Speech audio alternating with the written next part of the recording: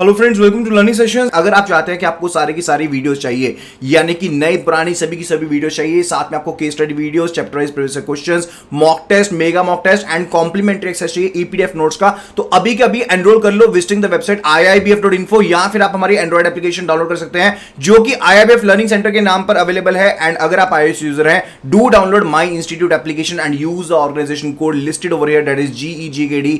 So do enroll right now and start preparing for the same. And channel को subscribe करना बिल्कुल भी ना भूलना।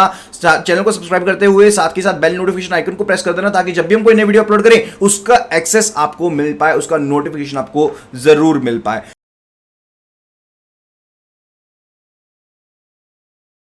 तो मॉड्यूल वाइज प्रायोरिटी की अगर हम यहां पर बात करते हैं तो आपके सामने यहां पर चार्ट अवेलेबल है। अगर हम 100 मार्क्स वाइज देखें तो यहां पर 28% तक का जो आपको कवरेज मिलेगा वो मॉड्यूल डी से मिलने वाला है। That makes module D the most important module in CCP. Okay, and उसके बाद बात आती है रिगार्डिंग द मॉड्यूल C, जिसमें 25% आपको मार्क्स मिलने की उम्मीद रहेगी। And after that it is module E with 20% and module B that is 18%। And इसके बाद बात आती है regarding the module A with 9%। तो मॉड्यूल वाइज कैटेगराइजेशन क्यों जरूरी है? क्योंकि अगर आप मैकमिलन का बुक फॉलो करने वाले हैं तो आपके लिए एक बहुत बड़ी खुशखबरी तो नहीं कहूंगा, लेकिन हाँ ये जरूर है कि इसमें 800 पेजेस की बुक है, तो बहुत ज्यादा एक लेंथी प्रोसेस है इन बुक्स को गो थ्रू करना। सो वीडियो के एंड में ये भी जानेंगे कि किस तरह से आपको स्टडी करना है एक स्मार्ट वे में। लेकिन फर्दर हम यहां पर बात करें regarding the module wise categorization, तो मॉड्यूल वाइज कैटेगराइजेशन में आप नोट कर लीजिए DCEBA that is going to be a priority जब आप मॉड्यूल वाइज पढ़ने वाले हैं। एंड फर्दर जब मॉड्यूल भी हम खोलकर देखते हैं तो उसमें नंबर ऑफ चैप्टर्स आपको देखने को मिल जाएंगे, तो उन चैप्टर वाइज की क्या प्रायोरिटी रहेगी इसको भी अभी देखेंगे। तो यहां पर सबसे पहले बात करने वाले हैं मॉड्यूल डी के चैप्टर वाइज प्रायोरिटी के बारे में। तो चैप्टर वाइज प्रायोरिटी की देखें तो मॉड्यूल डी में आपके पास रहते हैं चैप्टर 11, 12 एंड 13। एंड यहां पर सबसे ज्यादा प्रायोरिटी है चैप्टर 11 की, जो कि रिलेटेड है विद द एक्सपोर्ट फाइनेंस। तो बहुत ही ज्यादा इंपॉर्टेंट चैप्टर है, तो इसमें 14 मार्क्स तक आप क्वेश्चन जो है यहां पर ऑब्जर्व कर सकते हैं। देन जो सेकंड इंपॉर्टेंट चैप्टर है that is 12th chapter over here, that is priority sector lending. तो प्रायोरिटी सेक्टर से रिलेटेड जो भी स्कीम्स हैं, जो भी चीजें रहेंगी यहां पर 12 चैप्टर में कवर रहेंगी। इसके अलावा जो गवर्नमेंट स्पॉन्सर्ड स्कीम्स हैं, नाबार्ड स्कीम्स हैं, वो भी यहां पर कवर आपको करनी है। फर्दर जो थर्ड चैप्टर है यहां पर that is a retail loans, जो रिटेल लोन से रिलेटेड है, तो यहां पर 4 मार्क्स तक के आपको क्वेश्चंस देखने को मिल सकते हैं। तो एक्सपोर्ट फाइनेंस को यहां पर डीप स्टडी करना, उसके बेसिक्स को समझना बहुत ज्यादा जरूरी बन जाता है, क्योंकि अगर इतना इंपॉर्टेंट चैप्टर है, आप ये सोचिए कि अगर आप मॉड्यूल डी में पहले 2 चैप्टर भी कर लेते हैं, 11, 12 चैप्टर भी अच्छे से कर लेते हैं, तो आपके 20 से 24 नंबर कहीं नहीं गए। ठीक है, that was module D chapter wise priority. इसके बाद बात आती है रिगार्डिंग द मॉड्यूल सी। तो मॉड्यूल सी में 2 चैप्टर आपको हैं। एक आपके पास जो चैप्टर है that is a non fund based credit facilities. तो non fund based credit facility जो है ये आपका 10th यूनिट है, 10th चैप्टर है। तो यहां पर जो भी एडवांटेजेस हैं बैंक के लिए एंड जो भी स्कीम्स हैं, चाहे वो लेटर ऑफ क्रेडिट है, बायर्स क्रेडिट है, सप्लायर्स क्रेडिट है, बैंक गारंटी है, बिल परचेज डिस्काउंटिंग है, या फिर को एक्सेप्टेंस फैसिलिटीज हैं, वो सभी इसमें शामिल हैं। तो that makes it a really really important chapter. तो आप अगर कंपैरिजन वाइज देखें तो 10th चैप्टर जो है वो एक्सपोर्ट फाइनेंस जितनी क्वालिटी नंबरिंग वाइज रखता है। ठीक है, तो 14th चैप्टर जो है वो काफी इंपॉर्टेंट है। फर्दर इसके बाद 9th चैप्टर जो है that is working capital assessment. तो working capital assessment itself is a very very important chapter. तो जो भी कैश फ्लो एनालिसिस रहेगा, वर्किंग कैपिटल गैप क्या रहता है, वर्किंग कैपिटल साइकिल क्या है, ऑपरेटिंग साइकिल क्या है, वो सभी चीजें यहां पर कवर रहेंगी। ठीक है, next it is regarding the module E. तो मॉड्यूल ई की जो हमने यहां पर चैप्टर वाइज अगर जो परसेंटेज देखे तो वो हमने देखी थी 20 मार्क्स की। तो यहां पर आपको देखने को मिलते हैं 5 चैप्टर हैं आपके पास, जहां पर 15th चैप्टर यानी कि जो टाइप्स ऑफ चार्जेस से रिलेटेड चैप्टर है that is the most important one. And यहां से आपको 7 मार्क्स तक के जो क्वेश्चंस है वो देखने को मिलेंगे। Then it is documentation, again very important, 5 marks आप यहां से गेन कर सकते हैं। 16th 17th की कंबाइंड हमने परसेंटेज रखी है of 5 marks over here. And after that management of impaired assets, that is 17th chapter. इन दोनों को मिलाकर जो टोटल है that is 5 marks. Okay, and then fair practices code on lenders liability, इसका जो परसेंटेज हमने यहां पर रखा है डेट इज 3 मार्क्स। ये जो परसेंटेज या मार्क्स बाइफर्केशन जो हमने की है that is based upon the previous trends, जो प्रीवियस ट्रेंड रहे हैं उनके हिसाब से ये ट्रेंड मैं आपको यहां पर बता रहा हूं। एंड द ट्रेंड में चेंज, लेकिन मोस्ट लाइकली क्या रहता है, जो क्वेश्चंस रहेंगे वो इंपॉर्टेंट वन से ही रहते हैं, तो यहां से आपको अच्छे मार्क्स आप गेन कर सकते हैं। इसके बाद बात आती है रिगार्डिंग द मॉड्यूल बी। तो मॉड्यूल बी में फर्दर आपके पास 2 चैप्टर है, मॉड्यूल आपके पास चैप्टर 7 एंड चैप्टर 8। तो चैप्टर 7 जो है that is related to analysis of financial statements. So analysis of financial statements में जो आपका बैलेंस शीट है, प्रॉफिट लॉस अकाउंट रहेगा, एंड फर्दर जो आपके पास रेशियो एनालिसिस है। अगेन अगर आप न्यूमेरिकल पॉइंट ऑफ व्यू से देख रहे हैं तो यहां पर ये चैप्टर भी काफी इंपॉर्टेंट है। Then after that project appraisal और टर्म लोन अप्रेजल। अगेन अगर प्रैक्टिकल नॉलेज वाइज देखें so again it is a very important one. तो इसमें जो इंपॉर्टेंट आपके काफी टॉपिक्स हैं लाइकवाइज एनपीवी, आईआरआर, इसके बाद जो ब्रेक इवन पॉइंट है, सेंसिटिविटी एनालिसिस हो गया, फाइनेंशियल अप्रेजल वगैरह, जो भी आपके बेसिकली प्रोजेक्ट अप्रेजल से रिलेटेड टर्म्स है likewise technical appraisal, commercial appraisal, managerial appraisal, financial appraisal, environmental appraisal. ठीक है, तो ये सभी चीजें इसमें यहां पर कवर है। एंड एक थ्योरेटिकल यूनिट है ज्यादातर, सिर्फ ब्रेक इवन वगैरह के केस में या फिर एनपीवी आईआरआर के केस में आपको कुछ एक जो है न्यूमेरिकल यहां पर प्रॉब्लम्स जो है वो देखने को मिल सकती हैं। ओके, फर्दर मॉड्यूल ए की यहां पर हमने कोई भी बाइफर्केशन नहीं की है, लेकिन मॉड्यूल ए में अगर हम चैप्टर वाइज बात करते हैं तो इंपॉर्टेंट चैप्टर्स मैं आपको बता देता हूं, क्योंकि मॉड्यूल ए को हमने टोटल नंबर्स असाइन किए हैं 9 नंबर। तो इनमें से जो इंपॉर्टेंट वन है डाटा रिगार्डिंग द जो आपके टाइप्स ऑफ बोरोअर्स हैं या फिर टाइप्स ऑफ क्रेडिट फैसिलिटीज हैं, इसके अलावा जो क्रेडिट अप्रेजल एंड रेटिंग है। So these are some of the important chapters from this. तो मॉड्यूल ए में 6 चैप्टर है, लेकिन इसका जो परसेंटेज कवरेज है as per exam point of view that is less. Okay, अब इसके बाद बात आती है कि हम प्रिपरेशन कैसे करेंगे, how to prepare for CCP, how to prepare for certified credit professional. So एक तो आपके पास मेथड है कि बुक्स के थ्रू आप पढ़ें ताकि आपको डीप नॉलेज मिल सके, but is it easier to go through book, that's also when it is having 800 pages. तो क्या 800 पेजेस की बुक को पढ़ना आसान है? एंड फर्दर आप एक कंसेप्ट को अच्छे से समझ पाएं, क्या ये पॉसिबल है? इट इज पॉसिबल, लेकिन आपको बहुत ज्यादा समय चाहिए, आपके पास एम्पल टाइम होना चाहिए ताकि आप बुक्स को अच्छे से गो थ्रू कर पाएं एंड अच्छे से पढ़ पाएं। अब इसका ऑल्टरनेटिव क्या है? Alternative is tailored video course, जहां पर आपको सीसीपी कोर्स के हिसाब से टेलर्ड वीडियोस मिलती हैं, बनी बनाई पकी पकाई खिचड़ी मिलती है कहें तो, जिसके थ्रू आप आसानी से कंसेप्ट्स को समझ सकते हैं। फर्दर आपको साथ में मिलते हैं इसके प्रीवियस ईयर क्वेश्चंस जो मॉक टेस्ट की फॉर्म में कवर रहेंगे, जिसके थ्रू आप आसानी से कवर कर सकते हैं पूरे सिलेबस को। Now what are you waiting for? जल्दी से हमारी वेबसाइट जो है आपको विजिट करनी है, दैट इज https://iibf.info। वहां पर जाकर साइन अप कर लीजिए। जो वीडियोस यहां पर रहेंगी कोर्स में that would B Hindi mix English language. जिस तरह से इस वीडियो का कंटेंट रहा है उसी तरह से ये वीडियोस रहेंगी। तो इस पे 28 आवर्स प्लस की जो वीडियो कंटेंट है वो कवर रहेगा। एंड मोस्ट इंपॉर्टेंटली जब भी कोई अपडेट आएगा we will be updating the videos themselves. तो वीडियोस आपकी अपडेट होती रहेंगी। एंड यहां पर आपको साथ में मिलते हैं 500 प्लस क्वेश्चंस जो बेसिकली प्रीवियस ईयर क्वेश्चंस रहेंगे, that would be covered in the form of mock test. And इसकी जो वैलिडिटी रहने वाली है वो 6 महीने की रहने वाली है, यानी कि 6 महीने तक आप अपने मोबाइल से, लैपटॉप से, पीसी से इन्हें एक्सेस कर सकते हैं। इवन मोबाइल में आप वीडियोस को डाउनलोड भी कर सकते हैं ऑफलाइन एंड आसानी से ऑन द गो वीडियोस को गो थ्रू कर सकते हैं।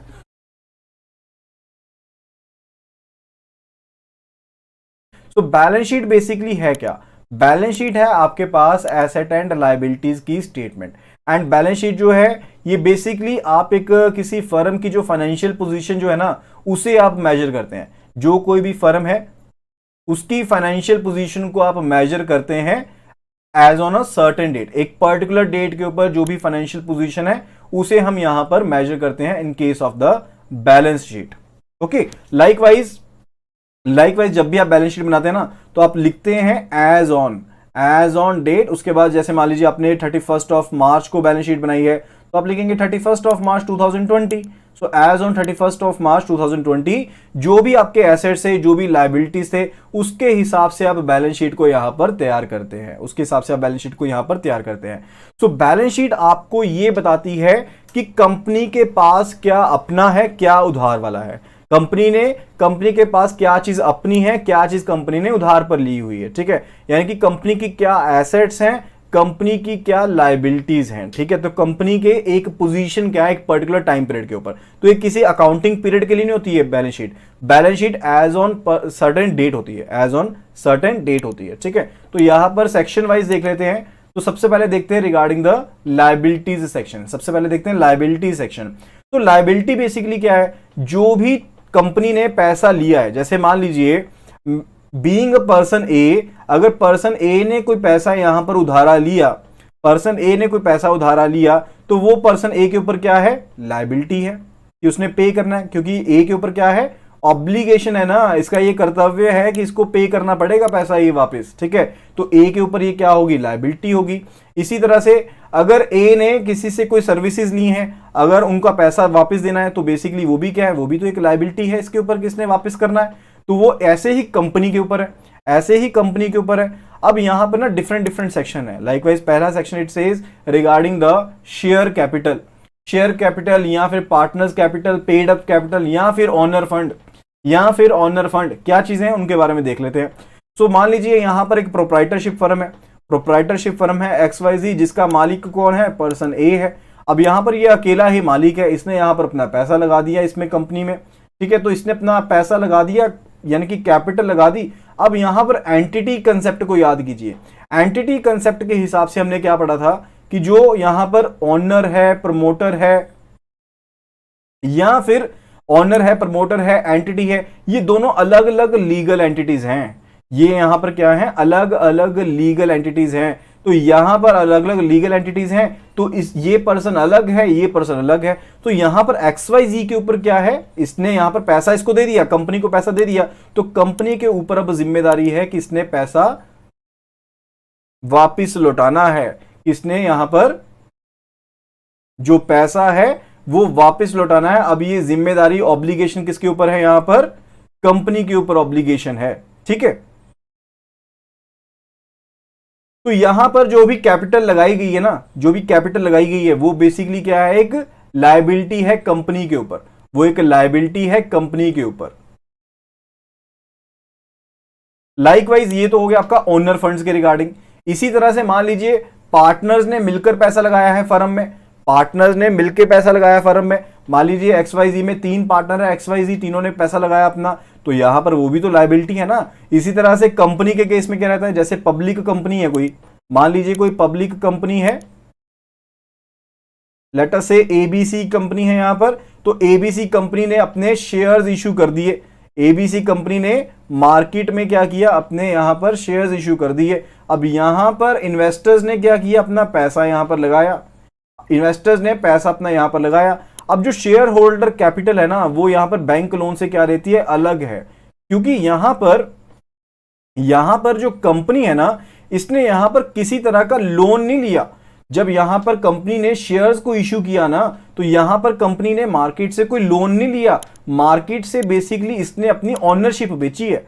कंपनी ने क्या किया, अपनी पार्ट ओनरशिप को शेयर्स की फॉर्म में यहां पर बेच दिया। तो इन्वेस्टर्स ने अपना यहां पर पैसा लगाया है, तो वो यहां पर बेसिकली उनको पार्ट ओनरशिप मिली है, तो यहां पर उनको कोई इंटरेस्ट नहीं मिलने वाला। तो यहां पर जो इन्वेस्टर्स रहते हैं, उनको यहां पर जो भी पैसा उन्होंने शेयर्स में इन्वेस्ट किया है, उसके बीच में यहां पर उनको कोई इंटरेस्ट नहीं मिलने वाला। उन्होंने जो पैसा इन्वेस्ट किया, इस रिस्क के साथ इन्वेस्ट किया है कि ये कंपनी अगर ग्रो करेगी तो हमारी जो कैपिटल है ना, वो भी ग्रो करेगी। तो इस चीज को देखते हुए उन्होंने यहां पर पैसा जो है वो इन्वेस्ट किया है। तो यहां पर जो भी पैसा इन्वेस्टर्स ने इन्वेस्ट किया, वो पैसा बेसिकली कंपनी के ऊपर क्या है, अब एक ऑब्लिगेशन है। कंपनी का ये कर्तव्य बनता है कि कंपनी वो पैसा वापिस से अपने इन्वेस्टर्स को लौटाए। कंपनी के ऊपर ये ऑब्लिगेशन बनती है कि कंपनी कभी ना कभी, जब भी ये वाउंड अप की जाएगी, लीगली इसकी डेथ होगी, तो उसके केस में जो कंपनी है, ये पैसा जो है उसे वापस इन्वेस्टर्स को लौटाएगी, ठीक है। तो इस चीज के रिगार्डिंग है ये। फर्दर एक ना यहां पर कंसेप्ट समझेंगे, that is regarding the share premium, that is regarding the share premium. तो शेयर प्रीमियम होता क्या है, जब भी शेयर्स को इशू किया जाता है ना, तो उनकी कुछ ना कुछ फेस वैल्यू रहती है, उनकी क्या रहती है, कुछ ना कुछ फेस वैल्यू रहती है। लाइकवाइज ₹1, 2, 5, 10, तो इतनी की फेस वैल्यू रहती है। जैसे मान लीजिए ABC कंपनी ने एक शेयर इशू किया जिसकी जो फेस वैल्यू थी वो थी 10 रुपए की।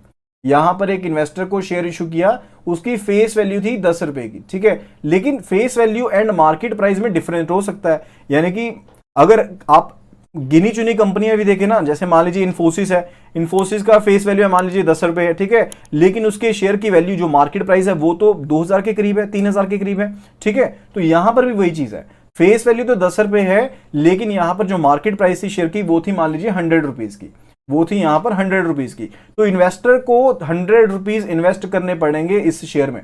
इन्वेस्टर ने 100 रुपीज इन्वेस्ट किए, कंपनी के पास 100 रुपीज आ गए, तो 10 रुपए की तो आपकी बन गई, जो भी 10 रुपीज थी ये तो आपकी बन गई इक्विटी कैपिटल, ये तो आपकी हो गई इक्विटी कैपिटल। लेकिन जो 90 रुपीज होंगे वो क्या आपके बनेंगे, 90 रुपीज होंगे ना जो, that will B accounted for the share premium. वो क्या होंगे यहां पर, आपका शेयर प्रीमियम का अमाउंट बनेगा, शेयर प्रीमियम का अमाउंट बनेगा। यानी कि शेयर प्रीमियम का मतलब है जो भी फेस वैल्यू थी उसके ऊपर आपको जो भी वैल्यू मिल रही है, that is a share premium amount, that is a share premium amount, ठीक है। सो ये रहता है। इसी तरह से एक और कंसेप्ट रहता है, तो ये पहला पॉइंट हमारा यहां पर हो गया कवर, यहां पर जो कैपिटल का पार्ट है ये हमारा हो गया कवर, ठीक है। लेकिन यहां पर एक और पार्ट रहता है जो आपका रहता है, दैट इज अ रिजर्व्स। अब ये रिजर्व्स कहां पर बनते हैं, तो रिजर्व ना आपके दो तरह के रहते हैं, जो रिजर्व्स होते हैं ये आपके दो तरह के रहते हैं, एक आपके होते हैं रेवेन्यू रिजर्व्स, एक होते हैं आपके कैपिटल रिजर्व्स। रेवेन्यू रिजर्व्स आपके बेसिकली कौन से रिजर्व हैं, जो कंपनी है वो अपने ऑपरेशंस चला रही है, यहां पर थोड़ा सा रब कर देता हूं, थोड़ा सा आपको ज्यादा क्लियर समझ में आएगा। कंपनी यहां पर अपने ऑपरेशंस चला रही है, तो कंपनी अपने ऑपरेशंस चलाते हुए कुछ ना कुछ प्रॉफिट अर्न किया, कंपनी ने मान लीजिए प्रॉफिट अर्न किया 10 लाख रुपए का, कंपनी ने 10 लाख रुपए का नेट प्रॉफिट अर्न किया। अब यहां पर अगर प्राइवेट, यहां पर यह पब्लिक लिमिटेड कंपनी है, यानी कि इसने अपने शेयर्स इशू किए हुए हैं कंपनी ने, तो ये कंपनी क्या बेसिकली क्या करती हैं, कंपनीज डिविडेंड इशू करती हैं, कंपनीज डिविडेंड इशू करती हैं। डिविडेंड्स की कोई फिक्स्ड रेट नहीं होती है, लेकिन डिविडेंड इशू किया जाता है कंपनीज के द्वारा, ताकि एक तरह से आप कह लीजिए एक इनकम का सोर्स है किनके लिए, शेयर होल्डर्स के लिए, इनकम का सोर्स है शेयर होल्डर्स के लिए, लेकिन ये फिक्स नहीं रहता है, ठीक है। कंपनी ज्यादा भी इशू कर सकती है, कम भी इशू कर सकती है, वो डिपेंड करता है कि उसके कितने प्रॉफिट्स हुए हैं। तो यहां पर इसके हैं कंपनी के शेयर होल्डर्स, कंपनी के हैं यहां पर शेयर होल्डर्स। अब शेयर होल्डर्स ने यहां पर पैसा लगा रखा कंपनी में, तो यहां पर कंपनी ने क्या करेगी, डिविडेंड इशू करेगी। डिविडेंड कब इशू करती है, जब उसका नेट प्रॉफिट है ना उसमें से डिविडेंड इशू करती है। कितना डिविडेंड इशू करती है, तो कंपनी यहां पर 100% ऑफ प्रॉफिट भी इशू कर सकती है and part payment of profit भी यहां पर क्या कर सकती है, डिविडेंड इशू कर सकती है। मोस्टली जो कंपनीज रहती हैं ये पार्ट पेमेंट ऑफ यहां पर प्रॉफिट को डिविडेंड के फॉर्म में इशू करती है। क्या रीजन है, पहला रीजन है कि कुछ एक प्रॉफिट का पार्ट जो है ना वो कंपनीज रिटेन करके रखती हैं, प्रॉफिट का कुछ एक पार्ट कंपनीज रिटेन कर लेती हैं ताकि फर्दर कंपनी की एक्सपेंशन की जा सके, कंपनी को फर्दर आगे बढ़ाया जा सके और प्रॉफिटेबिलिटी लेकर आई जा सके। पहला पार्ट तो इस चीज के रिगार्डिंग रहता है। दूसरा पार्ट रहता है due to the accrual basis, due to the accrual basis. क्यों अक्रूवल बेसिस के कारण, अक्रूवल कॉन्सेप्ट में हमने क्या पढ़ा था कि आप यहां पर जो भी आपके डेप्ट ड्यू हो गया आपके पास, उसको आप अपना प्रॉफिट मान लेते हैं, उसको क्या करते हैं आप अपना प्रॉफिट मान लेते हैं। तो यहां पर भी तो वही चीज है ना, हो सकता है कि आपको पैसे मिलने वाले हों, ड्यू हो गए हों, आपने प्रॉफिट कंसीडर कर लिया, लेकिन उतना आपके पास कैश हो ही ना। कहने का मतलब है कि अगर मैंने 100 रुपीज का प्रॉफिट शो किया है, अगर मैंने 100 रुपीज का प्रॉफिट शो किया है, तो ये जरूरी नहीं है कि मेरे पास कैश भी 100 रुपीज का ही होगा, कैश भी 100 रुपीज का ही होगा, ये पॉसिबल नहीं है, ये यहां पर पॉसिबल नहीं है। हो सकता है कि हो भी, हो सकता है ना भी हो, ठीक है। तो यहां पर दो रीजन है जिसके कारण यहां पर कंपनी पूरा का पूरा जो प्रॉफिट होता है उसे यहां पर डिविडेंड की फॉर्म में इशू नहीं करती है, ठीक है। तो कंपनी कुछ एक पार्ट को यहां पर डिविडेंड की फॉर्म में इशू करती है, कुछ एक पार्ट को यहां पर क्या कर लेती है, रिटेन कर लेती है। अब जिस पार्ट को यहां पर रिटेन करती है वो बेसिकली किसका पार्ट बनता है, वो पार्ट बनता है यहां पर आपके रिजर्व्स का, वो यहां पर आपके पार्ट बनता है रिजर्व्स का। तो इसमें जनरल रिजर्व्स भी रहते हैं एंड फर्दर इसमें कैपिटल रिजर्व भी होते हैं। कैपिटल रिजर्व बेसिकली मान लीजिए आपने किसी एसेट को बेचा, तो एसेट को बेचा तो उसका पैसा आया, तो उस पैसे को कहीं ना कहीं तो आप रिटेन करेंगे, तो आपका बेसिकली वो क्या है, कैपिटल रिजर्व हो गया, तो आपका क्या हो गया, कैपिटल रिजर्व हो गया। इसी तरह से रिवैल्यूएशन रिजर्व हो सकता है। रिवैल्यूएशन रिजर्व क्या होता है, बेसिकली आपका कोई एसेट था, पहले आपकी वैल्यू एसेट की कितनी थी, 5 लाख रुपए थी, आपने दोबारा से उसकी रिवैल्यूएशन करवाई है, तो उसकी वैल्यू जो है वो अब इंक्रीज हो गई है, अब उसकी वैल्यू क्या है, इंक्रीज हो गई है। तो आपका क्या है, रिवैल्यूएशन रिजर्व होगा। इसी तरह से और रिजर्व्स हो सकते हैं, ठीक है। तो बेसिकली यहां पर रिजर्व्स के केस में या तो आपकी जो भी रिटेन्ड इनकम है, रिटेन्ड अर्निंग्स हैं वो रहेंगी, या फिर अगर यहां पर कोई आपने एसेट बेचा है, उसकी रिवैल्यूएशन की है, उसके रिगार्डिंग जो आपने पैसा साइड पे निकाला वो यहां पर शामिल रहेगा, ठीक है। तो that was regarding the capital and reserves. And capital and reserve इकट्ठे मिलकर क्या बनाते हैं, तीन आइटम्स हैं, capital, reserves and surplus. Capital, reserves and surplus, ये मिलकर आपके बनाते हैं नेटवर्थ को, ये आपके बनाते हैं नेटवर्थ को, ओके। तो उसके बाद नेक्स्ट जो है that is regarding the long term liabilities. Long term liability का मतलब क्या है, जो लंबे समय के लिए आपने लोन ले रखे ना, हो सकता है कि आपने टर्म लोन लिया हो बैंक से, इंस्टीट्यूशन से, हो सकता है आपने डिबेंचर या फिर बॉन्ड इशू किए हो। बॉन्ड तो होते हैं अनसिक्योर्ड, लेकिन डिबेंचर जो है वो तो सिक्योर्ड होते हैं। डिबेंचर के केस में क्या रहता है, डिबेंचर एक डेब्ट की तरह रहता है, पब्लिक डेब्ट की तरह रहता है, ठीक है। जैसे इक्विटी के केस में हमने पढ़ा कि इक्विटी के केस में कोई डेब्ट क्रिएट नहीं होता, लेकिन डिबेंचर के केस में डेब्ट क्रिएट होता है, ये डेब्ट इंस्ट्रूमेंट रहता है। तो यहां पर आपको एक फिक्स्ड इनकम देनी पड़ती है, आपको एक फिक्स्ड इनकम पे करनी पड़ती है, एंड अल्टीमेटली आपको यहां पर इनको पे बैक भी करना पड़ता है। लेकिन इक्विटी के केस में आपको यहां पर पे बैक नहीं करना पड़ता, ठीक है। So then it is regarding the unsecured loan. हो सकता है कि आपने कोई अनसिक्योर्ड लॉन्ग टर्म के लिए लोन ले रखा हो, वो भी इसमें लॉन्ग टर्म लायबिलिटीज में रहेगा। कोई फिक्स्ड डिपॉजिट है कोई, या फिर अदर लॉन्ग टर्म लायबिलिटी है, वो भी इसी में शामिल रहेगी। Further it is regarding the current liabilities. Current liabilities वो लायबिलिटीज हैं जो अगले 12 महीने में आपने पे बैक करनी है, जो आपको वापस करनी है। जैसे कि बैंक का वर्किंग कैपिटल है, कैश क्रेडिट, ओवरड्राफ्ट, बिल्स हो गए, एक्सपोर्ट क्रेडिट हो गया। इसी तरह से जो आपके सन्ड्री क्रेडिटर्स हैं, यानी कि जिनसे आपने उधारा सामान ले रखा है, वो हो गए। बिल्स पेएबल, जो भी बिल्स पे करने वाले हैं वो हो गए। जो भी स्टैच्यूटरी आपकी लायबिलिटीज हैं वो भी इसमें शामिल है।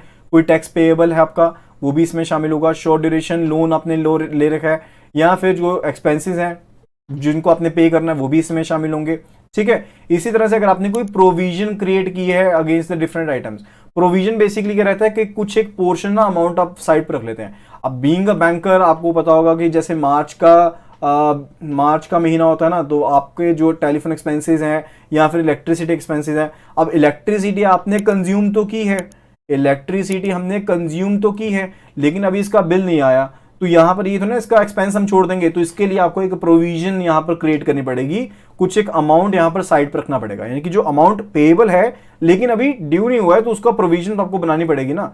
यानी कि ड्यू अभी आपको उसका अमाउंट नहीं पता है, लेकिन आप उसे कंज्यूम कर चुके हैं, तो आपको यहां पर कुछ एक अमाउंट तो उसका साइड पर रखना पड़ेगा, ताकि आप उसका जो खर्चा है सेम अकाउंटिंग पीरियड में उसे इंक्लूड कर पाए। सो वो आपकी है प्रोविजंस है, तो वो भी क्या है आपकी करंट लायबिलिटीज है, ठीक है। यानी कि वो सभी लायबिलिटीज जो पेमेंट के लिए ड्यू होने वाली हैं अगले 12 महीने में, वो सभी किस में शामिल होंगी, वो आपकी करंट लायबिलिटीज में शामिल होंगी, ठीक है। इसी तरह से ना एक लायबिलिटीज और होती हैं, वो होती हैं कंटिंजेंट लायबिलिटीज। वो यहां पर बैलेंस शीट में शो नहीं होती है, लेकिन वो फुटनोट में शो होती हैं, वो फुटनोट में शो होती हैं कंटिंजेंट लायबिलिटीज। तो कंटिंजेंट लायबिलिटीज होती क्या है, कंटिंजेंट का मतलब क्या होता है कि जो अभी ड्यू नहीं है लेकिन हो सकता है फ्यूचर में ड्यू हो जाए, हो सकता है फ्यूचर में ड्यू हो जाए। हो सकता है कि कंपनी XYZ ने यहां पर कोई गारंटी दी हो किसी और कंपनी के बिहाफ पर या किसी पर्सन के बिहाफ पर। अब जब तक तो ये पर्सन अपना जो पेमेंट है वो समय पर कर ही जा रहा है, जब तक तो ये पर्सन जो है पेमेंट जो है बैंक के साथ अपनी समय पर कर ही जा रहा है, तब तक तो कोई दिक्कत नहीं रहेगी। लेकिन जब ये डिफॉल्ट कर देगा तो हो सकता है कि बैंक अपनी डिमांड कंपनी पर रेज कर दे, तो ये लायबिलिटी क्रिस्टलाइज होगी ना। तो यहां पर ऐसी जो लायबिलिटी रहती है वो क्या है, कंटिंजेंट लायबिलिटी रहती है, कंटिंजेंट लायबिलिटी रहती है, ठीक है। तो इसे यहां पर जो बैलेंस शीट के फुटनोट्स होते हैं ना, वहां पर कंटिंजेंट लायबिलिटी को शो किया जाता है, ओके। उसके बाद बात आती है रिगार्डिंग द एसेट्स। तो एसेट में यहां पर सबसे पहली टाइप है फिक्स्ड एसेट। फिक्स्ड एसेट क्या है, जो एसेट को आपने लंबे समय के लिए आपने क्रिएट किया है एंड इनका आप इस्तेमाल लंबे समय के लिए करने वाले हैं। फिक्स्ड एसेट बेसिकली वो एसेट होते हैं जिनको आपने बेचने के पर्पज से आपने डिप्लॉय नहीं किया है, जैसे प्लांट एंड मशीनरी है, बिल्डिंग है, ये सभी क्या है आपके फिक्स्ड एसेट है, ये किसी कंपनी के क्या है फिक्स्ड एसेट है, ठीक है। तो यहां पर फिक्स्ड एसेट का मतलब क्या है कि जिनको आपने रीसेल नहीं करना है, इनको लंबे समय के यूजेज के लिए आप यहां पर डिप्लॉय कर रहे हैं। उसके बाद बात आते हैं हमारे non current asset. Non current asset से पहले आप समझ लीजिए करंट एसेट्स को, तो नॉन करंट एसेट को ज्यादा आसानी से समझ पाएंगे।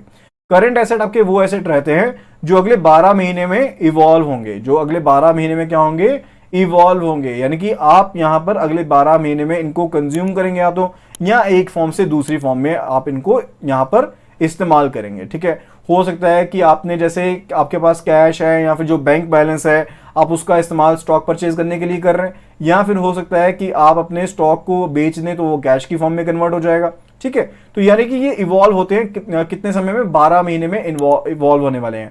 वो सभी एसेट आपके क्या है, करंट एसेट रहते हैं। ठीक है, तो इसमें जो आपका बैंक बैलेंस है, कैश है, कोई आपकी मार्केटेबल सिक्योरिटीज हैं, कॉटेड सिक्योरिटीज हैं, या फिर जो गवर्नमेंट आपकी ट्रेडेबल सिक्योरिटीज हैं, वो सभी इसमें शामिल रहती हैं।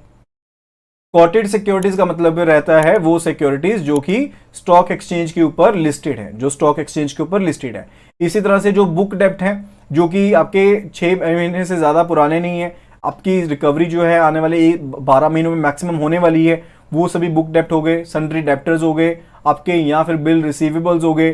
ठीक है, वो सभी किसमें शामिल रहते हैं, आपके करंट एसेट में शामिल रहते हैं। इसी तरह से जो आपका स्टॉक है, इन्वेंट्री है, चाहे वो रॉ मटेरियल है, स्टॉक इन प्रोसेस है, फिनिश्ड गुड्स हैं, वो भी आपके करंट एसेट्स हैं। ठीक है, इसी तरह से अगर कोई स्पेयर्स हैं जहां पर रेगुलर कंजम्पशन के मोटिव से उनको रखा गया है, तो वो बेसिकली आपके सभी क्या है, ये करंट एसेट का ही पार्ट बनते हैं। करंट एसेट के अलावा, फिक्स्ड एसेट के अलावा जो भी आपके एसेट हैं जो इंटेंजिबिलिटी नेचर के नहीं है, जिनके जो टेंजिबल नेचर के, वो आपके क्या है, नॉन करंट एसेट रहते हैं। यानी कि जो आपके 12 महीने से ज्यादा समय में इवॉल्व होने वाले हैं लेकिन फिक्स्ड एसेट नेचर के नहीं है, वो आपके क्या है, नॉन करंट एसेट हैं। जैसे कि नॉन कोटेड शेयर्स या सिक्योरिटीज है। नॉन कोटेड का मतलब क्या है कि जो स्टॉक एक्सचेंज के ऊपर लिस्टेड नहीं है, या फिर लॉन्ग टर्म अगर आपने कोई इन्वेस्टमेंट कर रखी है, आपने मान लीजिए आपने किसी सब्सिडरी में, एसोसिएट में पैसा इन्वेस्ट कर रखा है, यानी कि कोई ग्रुप है XYZ, एक बहुत बड़ा ग्रुप है, तो XYZ ग्रुप ने अपनी ही एक सब्सिडरी कंपनी ABC में पैसा लगा दिया, इन्वेस्ट कर दिया, तो ये भी क्या है, नॉन करंट एसेट है। यानी कि पैसा तो XYZ का ही है ना, लेकिन किसी और कंपनी में लगा हुआ है, तो उसका क्या है, बेसिकली XYZ का तो क्या हुआ, एसेट ही हुआ ना अभी यहाँ पर। इसी तरह से मान लीजिए कोई ओल्ड स्टॉक है, यानी कि अदरवाइज तो हम स्टॉक को क्या कंसिडर करते हैं, आपका करंट एसेट स्टॉक करते हैं, लेकिन जहां पर स्टॉक जो है वो 12 महीने से ज्यादा पुराना है, तो वहां पर वो क्या रहेगा, नॉन करंट एसेट रहेगा। इसी तरह से अगर कोई आपके बुक डेप्ट है, आपके कोई बिल्स रिसीवेबल हैं जो 12 महीने में आपको पेमेंट मिलनी थी लेकिन वो 12 महीने में पेमेंट नहीं मिली है, तो वो आपके क्या रहेंगे, नॉन करंट एसेट रहेंगे। यानी कि जो भी बैड डेप्ट है वो भी आपके क्या रहेंगे, नॉन करंट एसेट रहेंगे। ठीक है, तो ये आपके रहते हैं एसेट। उसके बाद एक एसेट की टाइप आती है, that is a intangible asset. That is a intangible asset. अब इनटेंजिबल एसेट क्या रहते हैं, अब बेसिकली वैल्यू तो एग्जिस्ट करती है लेकिन आप उसको छू नहीं सकते, फील नहीं कर सकते। जैसे कि पेटेंट है, गुडविल है, ये सभी क्या है, आपके इनटेंजिबल एसेट हैं। कोई भी डेबिट बैलेंस आपका प्रॉफिट लॉस अकाउंट का, मान लीजिए कंपनी को कोई लॉस हो गया, कंपनी को कोई लॉस हो गया, तो लॉस जो है वहां कहां पर अकाउंट करेंगे, लॉस जो है इनटेंजिबल एसेट में यहां पर कवर किया जाएगा, इनटेंजिबल एसेट में यहां पर कवर किया जाएगा। इसी तरह से कोई प्रीलिमिनरी एक्सपेंसेस है, प्री ऑपरेटिव एक्सपेंसेस है। प्रीलिमिनरी एक्सपेंसेस का मतलब रहता है कि आपने अभी कंपनी को खड़ा भी नहीं किया, कंपनी अभी शुरू भी नहीं हुई है, लेकिन यहां पर उसको रजिस्टर करवाने के लिए कुछ ना कुछ खर्चा तो लगा होगा, कुछ ना कुछ खर्चा तो लगा होगा, तो that is basically what, that is your intangible asset. That is your intangible asset, वो आपका इनटेंजिबल एसेट है। ओके, तो ये था हमारा regarding the balance sheet. It was regarding the balance sheet. तो बैलेंस शीट में आपको एक चीज यहां पर ध्यान में रखनी है, आपको एक चीज यहां पर ध्यान में रखनी है कि बैलेंस शीट के केस में जो एसेट होते हैं, that are equal to liabilities. Total assets are equal to total liabilities. Total assets are equal to total liabilities. अब एक चीज आप ध्यान में रखिए, यहां पर जो एसेट है, बेसिकली जो यहां पर एसेट है, वो किस चीज को शो करते हैं, वो यहां पर शो करते हैं यूजेस को। आपने पैसा कहां कहां पर लगाया उस चीज के बारे में बताते हैं, जबकि जो लायबिलिटीज हैं वो हमें यहां पर बताती हैं सोर्सेज के बारे में। वो यहां पर हमें बताती हैं सोर्सेज के बारे में कि पैसा कहां कहां से आ रहा है। कैपिटल से पैसा आ रहा है, अर्निंग को रिटेन कर रहे हैं, कहीं बाहर से बैंक से लोन लिया है, इक्विटी रेज की है, डिबेंचर दिए हैं, किस तरह से पैसा आ रहा है उसके बारे में बताता है। कहां कहां पैसा लगाया है, कोई प्लांट एंड मशीनरी बनाई है, कोई इन्वेस्टमेंट की है, स्टॉक परचेज किया है, किसी को उधार दिया है, ठीक है, एंड इसके अलावा कोई आपकी प्रीलिमिनरी एक्सपेंसेस है तो उसके बारे में आपको बताता है। ठीक है, तो ये आपके सोर्सेज हैं एंड ये आपके क्या हैं, यूजेस हैं।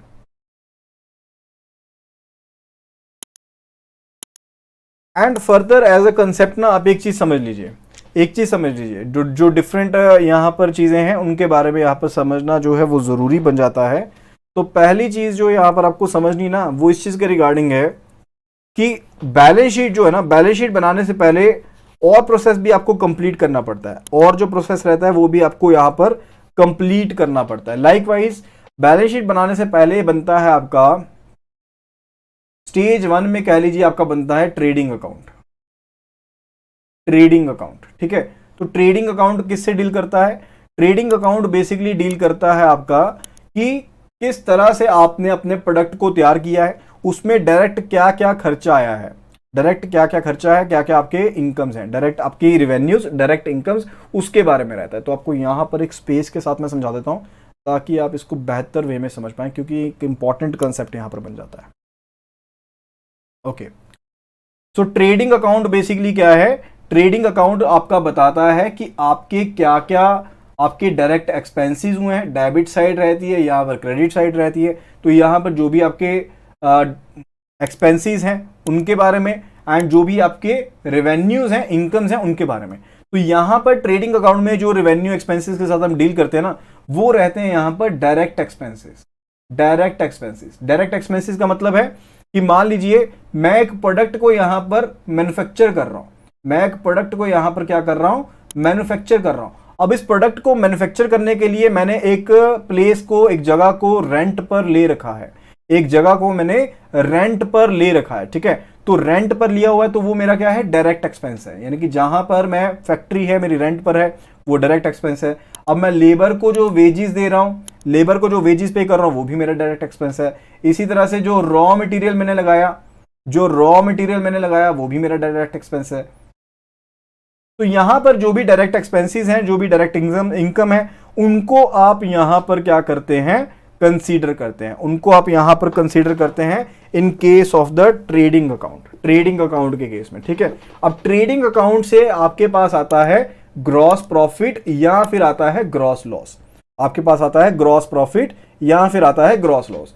अगर तो आपका क्रेडिट साइड जो है वो ज्यादा है डेबिट साइड से, अगर तो आपका क्रेडिट साइड जो है वो ज्यादा रहता है डेबिट साइड से, तो आपका रहता है ग्रॉस प्रॉफिट, जो कि शो होता है डेबिट साइड पर, ठीक है, जो शो होता है डेबिट साइड पर। सेकंड केस रहता है अगर आपका डेबिट साइड ज्यादा है क्रेडिट साइड से, तो वो आपका होगा ग्रॉस लॉस, तो आपका क्या होगा? ग्रॉस लॉस होगा, जो कि आपका शो होता है यहां पर क्रेडिट साइड पर, ठीक है।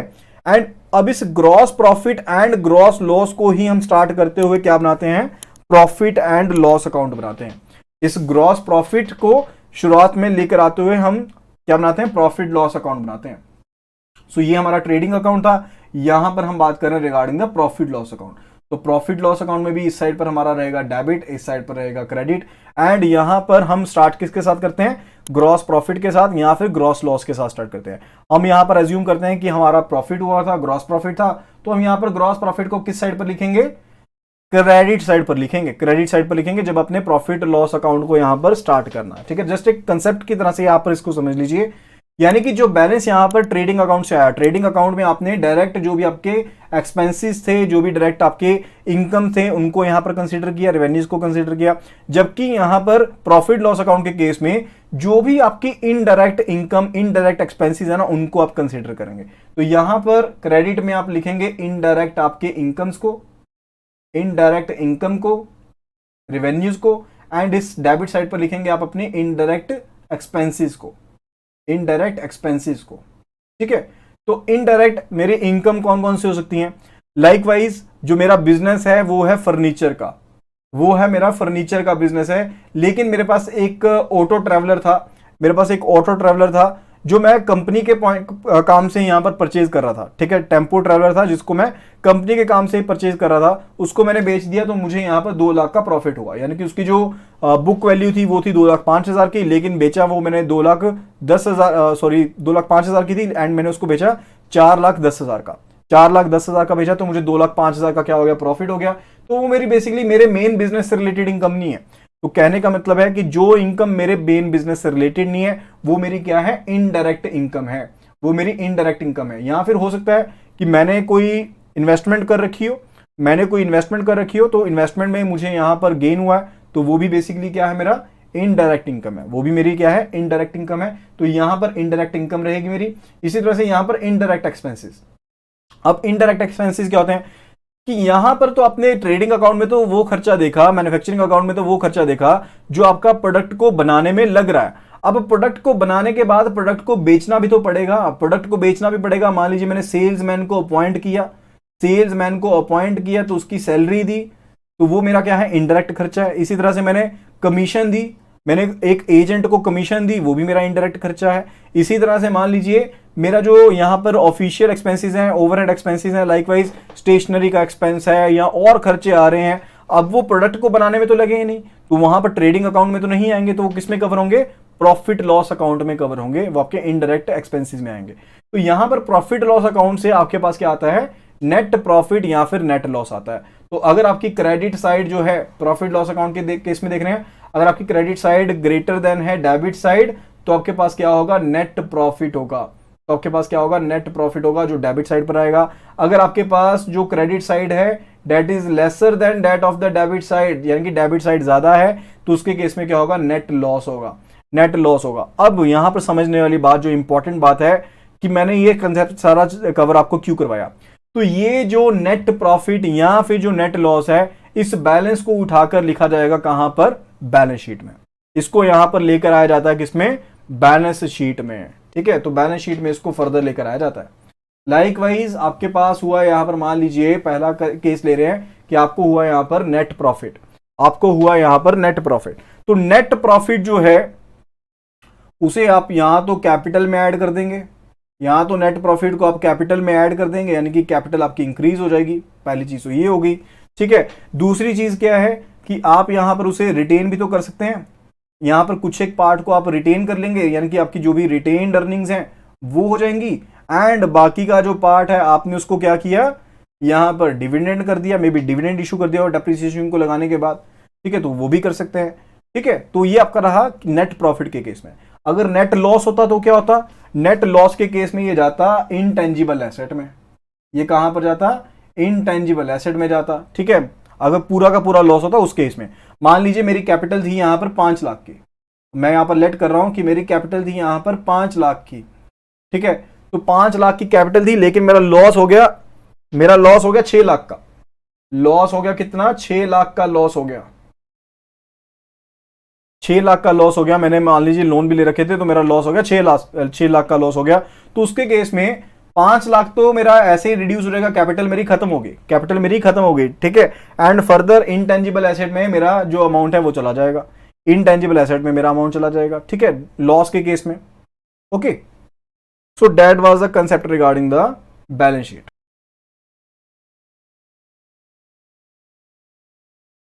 Question number 1 for today, it says when the level of competition is increasing or decreasing, the greater or lower will be the pressures on the profitability of the companies in the industry। यानी कि level of competition के increase होने से जो pressure है profitability का companies के ऊपर इंडस्ट्री में, वो कम होता है या ज्यादा होता है। तो जो लेवल ऑफ कंपटीशन है एंड प्रेशर ऑन प्रॉफिटेबिलिटी है, these both are directly related, these are directly related. यानी कि अगर लेवल ऑफ कंपटीशन इंक्रीज होगा तो प्रेशर भी यहां पर ज्यादा बढ़ेगा। ठीक है, प्रॉफिटेबिलिटी के रिगार्डिंग जो प्रेशर होगा कंपनी के ऊपर वो भी इंक्रीज होगा। तो कंपटीशन के साथ प्रेशर जो है प्रॉफिटेबिलिटी का वो भी इंक्रीज होगा। लाइकवाइज अगर कंपटीशन है तो आप नए फीचर्स देंगे, जल्दी से तकनीक में बदलाव करेंगे। ठीक है, प्राइजेस को कम करने की कोशिश करेंगे, कॉम्पिटिटिव प्राइजेस रखेंगे। ठीक है, तो इन सभी चीजों में जो प्रेशर है प्रॉफिटेबिलिटी का वो इंक्रीज होगा। Next question says commercial appraisal comprises the study of whether the firm is financial strong, products of the firm has good demand and market acceptance, the capacity utilisation is very high, or none of the above.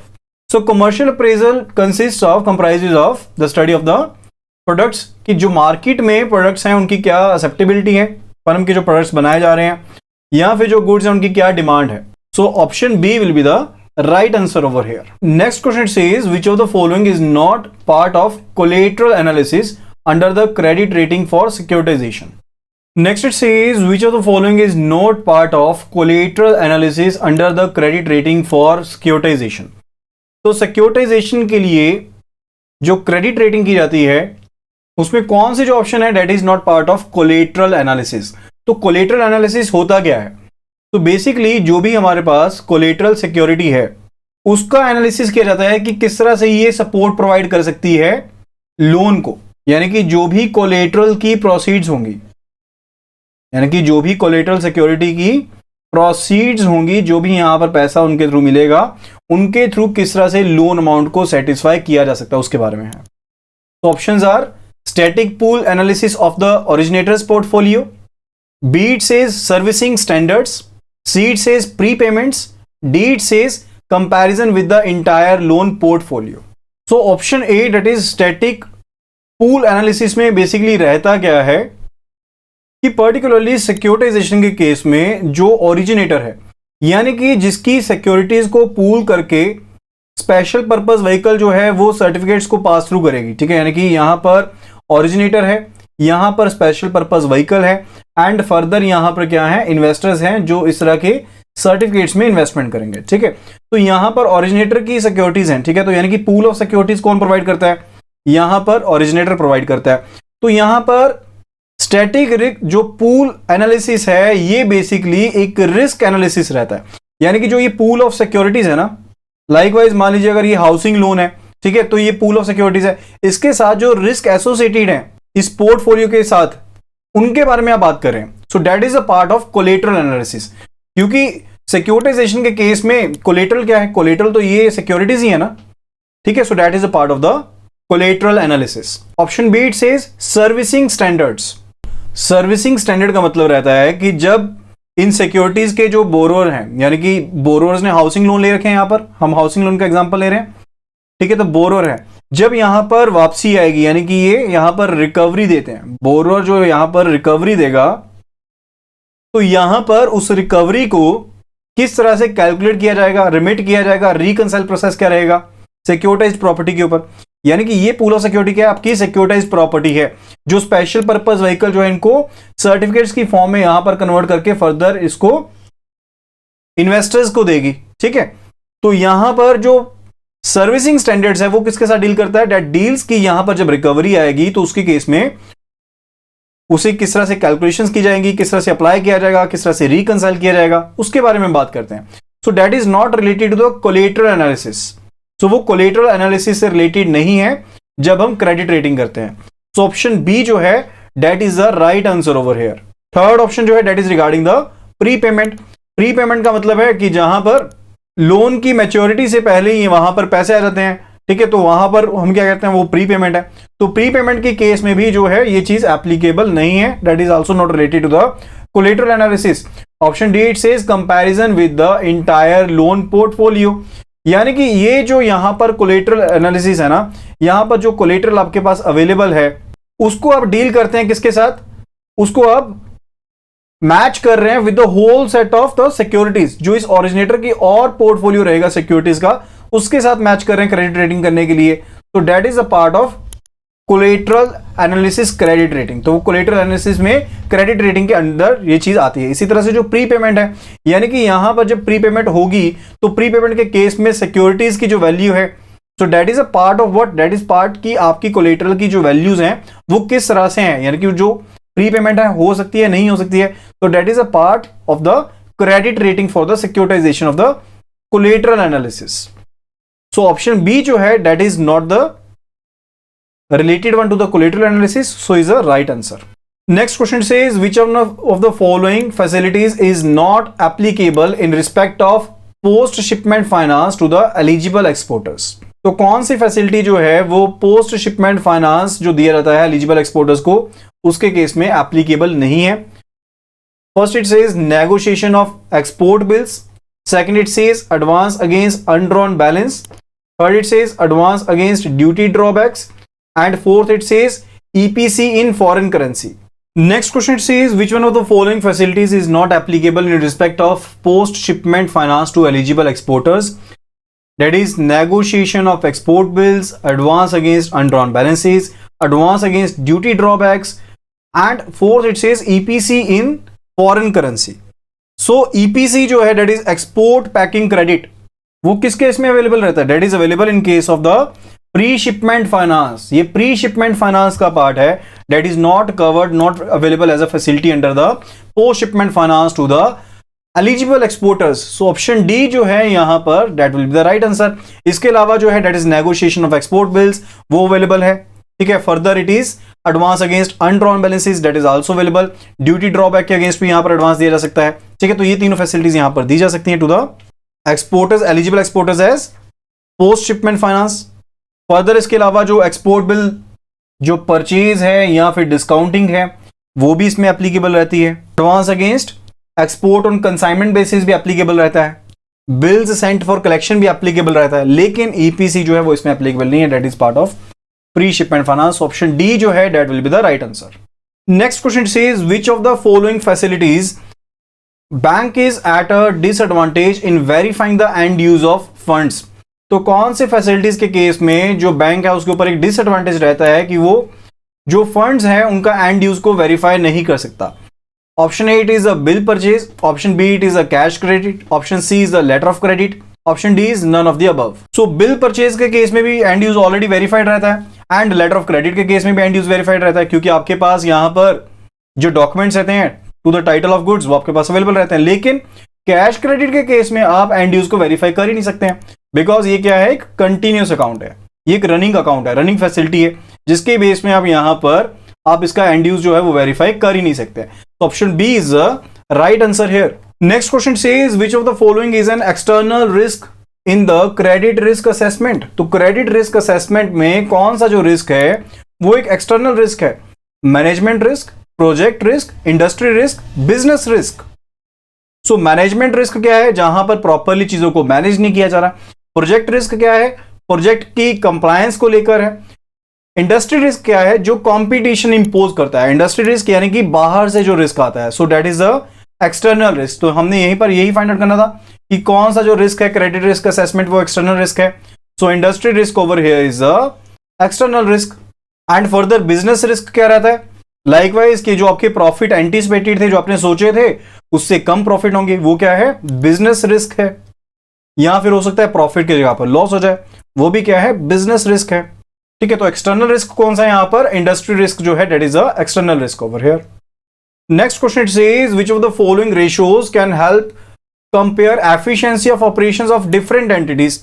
जब हमने different entities की efficiency को compare करना है तो कौन सी ratio हमारी help कर सकती है?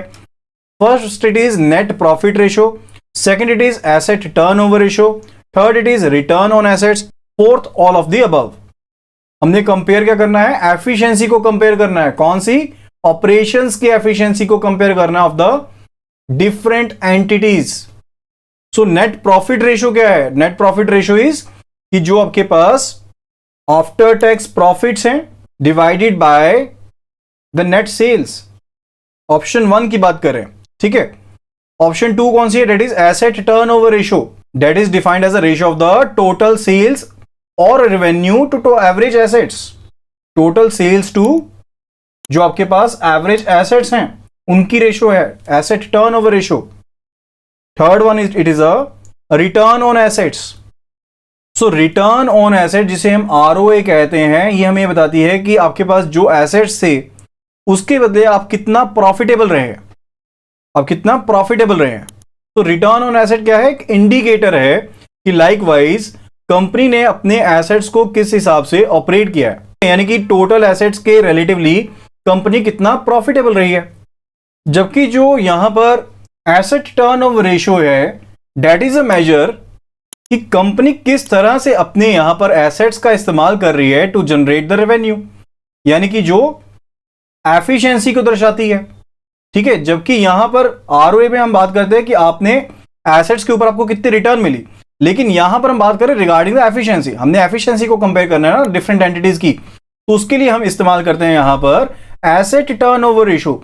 एसेट टर्नओवर जो रेशियो है दैट इज एन इंडिकेटर कि एफिशिएंसी कितनी है कंपनी की, यानी कि जो कंपनी है अपने एसेट्स को किस तरह से इस्तेमाल कर रही है टू जनरेट द रेवेन्यू। जितनी ज्यादा एसेट टर्नओवर रेशियो रहेगी उतनी ज्यादा एक कंपनी एफिशिएंट है, वो अपने रेवेन्यूज को जनरेट कर रही है। So option B will be the right answer over here. Next question says decision to initiate recall or repayment of loan need to be communicated to borrower within how many days. यानी कि जब भी हमने कोई notice निकालना है regarding की loan को रिकॉल करना है, रिकॉल करने का मतलब रहता है लाइकवाइज कोई टर्म एंड कंडीशन थी लोन में जो काफी इंपॉर्टेंट थी लेकिन बोरोअर ने उसे फुलफिल नहीं किया, उसके केस में बैंक क्या कर सकता है, लोन को रिकॉल कर सकता है। तो इस तरह से लोन को रिकॉल करने के लिए बैंक को एक नोटिस देना पड़ता है। वो नोटिस पीरियड कितने दिन का दिया जाएगा? That will be of the 15 days. वो 15 डेज का नोटिस रहेगा। So answer will be the option D here. Next question says which of the following statements is incorrect with reference to NPA classification of project loans. तो project loans के case में NPA classification को लेकर कौन सी जो statement है वो false है। So statements over here are the revise date of commencement of commercial operation falls within 2 years from the original DCCO for infrastructure project would not be treated as restructuring. So कहने का मतलब है regarding की कोई infrastructure project है, कोई project loan है regarding the non infrastructure sector, non infrastructure actually कोई आपका प्रोजेक्ट लोन है यहां पर, एंड इसकी जो डीसीसीओ थी that was date of commencement of commercial operation, जिस तारीख से इसने कमर्शियल ऑपरेशन को स्टार्ट करना था। तो अगर यहां पर डिले रहता है, यानी कि यहां पर अगर ऑपरेशंस में डिले रहता है 1 साल से ज्यादा समय का, यानी कि जिस समय पर यह कंप्लीट होना था, जो आपके फाइनेंशियल क्लोजर में जो आपने डेट डिटरमिन की थी, तो उससे 1 साल ये क्या हो गया, डिले हो गया, 1 year डिले रहा ये। तो उसके केस में जो बैंक हैं वो एक फ्रेश डीसीसीओ यहां पर प्रिस्क्राइब कर सकते हैं। फ्रेश डीसीसीओ को यहां पर प्रिस्क्राइब किया जा सकता है, एंड जो क्लासिफिकेशन रहेगी लोन की वो क्या रहेगी, स्टैंडर्ड क्लासिफिकेशन रहेगी। तो इस तरह के केसेस में जो लोन अकाउंट है that is not to be treated as a restructured, तो उसे रीस्ट्रक्चरिंग हम कंसीडर नहीं करते हैं। ठीक है, so option A is correct here. Option B says infrastructure projects delayed for reasons beyond the control of promoters and DCCO is extended up to a period of 3 years. पहली चीज तो ये समझ लीजिए यहां पर कि प्रोजेक्ट लोन होता क्या है। प्रोजेक्ट लोन का मतलब है कोई भी टर्म लोन जो एक्सटेंड किया गया है ताकि कोई इकोनॉमिक वेंचर को सेटअप किया जा सके। तो बैंक को एक डीसीसीओ को, यानी कि date of commencement of commercial operation को यहां पर फिक्स करना पड़ता है। तो जहां पर ऐसी सिचुएशंस हैं जो beyond the control of promoters हैं, तो उसके केस में जो डीसीसीओ है उसको एक्सटेंड किया जा सकता है for a period of 3 years। तो ऑप्शन बी भी यहां पर क्या है, करेक्ट है। Third it says asset classification benefits are applicable to commercial real estate sector. Option C is incorrect over here because क्योंकि जो एसेट क्लासिफिकेशन बेनिफिट हैं that would not be available to the commercial real estate sector अगर CRE projects को यहां पर restructure किया गया है।